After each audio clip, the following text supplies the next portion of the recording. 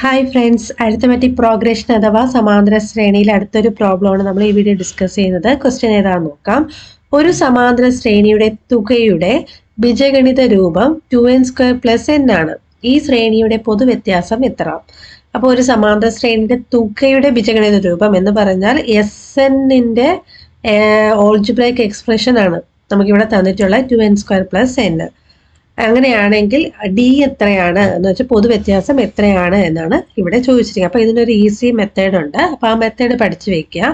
ഒരു സമാന്തര ശ്രേണിയുടെ n പദങ്ങളുടെ തുക കാണാനുള്ള ബീജഗണിത രൂപം തന്നിട്ട് പൊതുവ്യത്യാസം കാണാൻ പറഞ്ഞാൽ ആ എക്സ്പ്രഷനിലെ ആ ബീജഗണിത രൂപത്തിലെ n² ഗുണോത്തരത്തിന്റെ ഇരട്ടി എടുക്കുക. ഗുണോത്തരം എന്ന് പറഞ്ഞാൽ കോയിഫിഷ്യന്റ്, n² കോയിഫിഷ്യന്റ് എന്താണോ അതിന്റെ എന്ത് എടുത്താൽ മതി, ഇരട്ടി എടുക്കുക. ഇരട്ടി എടുക്കുക വെച്ചാൽ ഡബിൾ എടുക്കുക.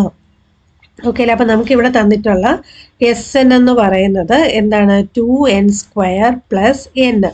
ഇവിടെ n²ന്റെ കോയിഫിഷ്യന്റ് ആണ് വേണ്ട. അപ്പൊ n² ഉള്ള ടേം ഇതല്ലേ.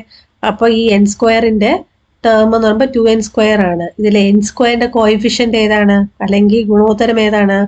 n² അങ്ങ് മാറ്റി വെക്കുക, അത് തന്നെയാണ് ഗുണോത്തരം. എത്രയാണ്? 2 ആണ് അല്ലെ. അപ്പൊ 2ന്റെ എന്തെടുക്കണം? ഇരട്ടി എടുക്കണം. 2ന്റെ ഇരട്ടി എന്ന് പറയുമ്പോൾ അതിന് × 2 ചെയ്താൽ മതി. എത്ര കിട്ടും? 4 എന്ന് കിട്ടും. ഇരട്ടി എന്ന് വെച്ചാൽ ഡബിൾ ആണ്. അപ്പൊ 2ന്റെ ഡബിൾ എന്ന് പറഞ്ഞാൽ എത്രയാണ്? 4. സോ ഇവിടെ ഓപ്ഷൻ സി ആണ് ആൻസർ ആയിട്ട് വരിക, 4. ഓക്കെ അല്ലേ? അപ്പൊ ക്ലിയർ അല്ലേ? അപ്പൊ n²ന്റെ കോയിഫിഷ്യന്റ് എടുത്തിട്ട് അതിന്റെ ഡബിൾ എടുത്താൽ മാത്രമേ നമ്മുടെ ഉത്തരം ആവത്തുള്ളൂ. അപ്പോൾ അത് മനസ്സിലാക്കി വെക്കുക. അപ്പോൾ നിങ്ങൾക്ക് ഇത് ഇഷ്ടപ്പെട്ടെങ്കിൽ ലൈക്ക് ചെയ്യുക, നിങ്ങളുടെ ഫ്രണ്ട്സിനൊക്കെ ഷെയർ ചെയ്ത് കൊടുക്കുക, നമ്മുടെ ചാനൽ സബ്സ്ക്രൈബ് ചെയ്യുക. താങ്ക്